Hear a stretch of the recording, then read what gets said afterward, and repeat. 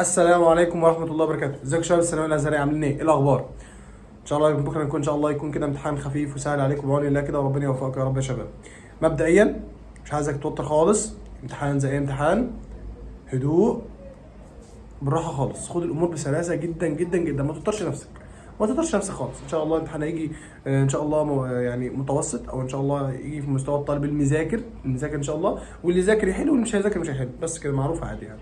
تمام، هقول لك على شويه نصايح كده ان شاء الله بحيث ايه بكره يعدي على خير. رقم واحد، النوم. لازم حضرتك تكون نايم كويس جدا، يعني اخرك في المذاكره الساعه 12، اخرك في المذاكره الساعه 12، تصحى الفجر، تصلي الفجر، تقول اذكارك، وده الكلام ده كله هيبقى الساعه 5، من الساعه 5 لحد الساعه 9 لحد الساعه 8. احنا اخرنا هنخرج من البيت الساعه 8 عشان اروح مع هادي، اعرف لقيت فين، الكلام ده كله ما توترش، الحاجات اللي انت عارفها دي.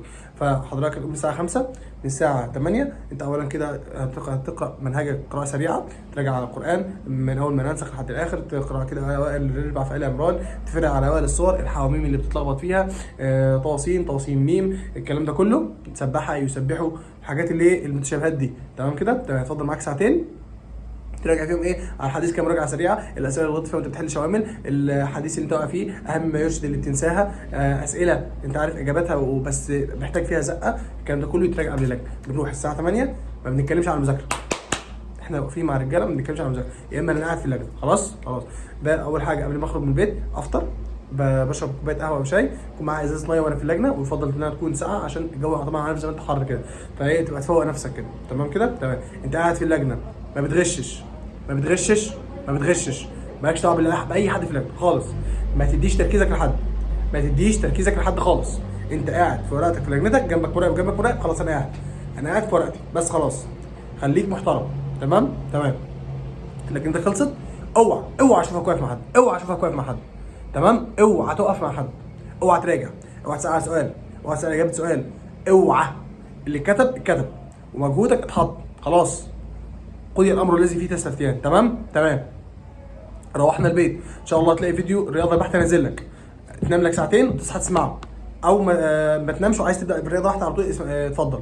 تمام. المهم لا ترجع البيت تكلم صاحبك، لا ترجع البيت تفتح كتاب الحديث، لا ترجع البيت تكلم استاذك خالص. تمام. طب ده في ناس زمايلي شاطرين يا عم، ده بيقولوا اجابات غير اللي انا كاتبها، طز فيهم. تمام، طز فيهم يا عم، مالكش دعوه بحد. انت حليت امرك اتكتب، خلاص.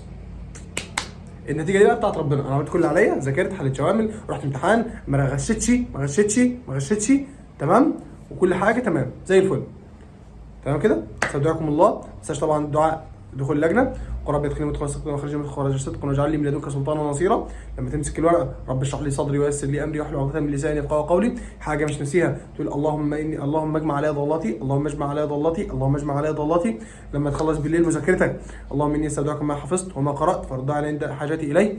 تمام، وربنا يوفقكم واشوفكم يا رب زي ما تتمنوا. ما تنساش بقى تبعت الفيديو ده لزميلك ب 3 دقايق كده، ما رضيتش اطول خالص، 3 دقايق كده ايه يفوقوك كده ويقول لك اللي انت محتاج تعمله بكره. تمام تمام. كان معاكم دكتور ابراهيم محمد ابو المعاطي، والسلام عليكم ورحمه الله وبركاته.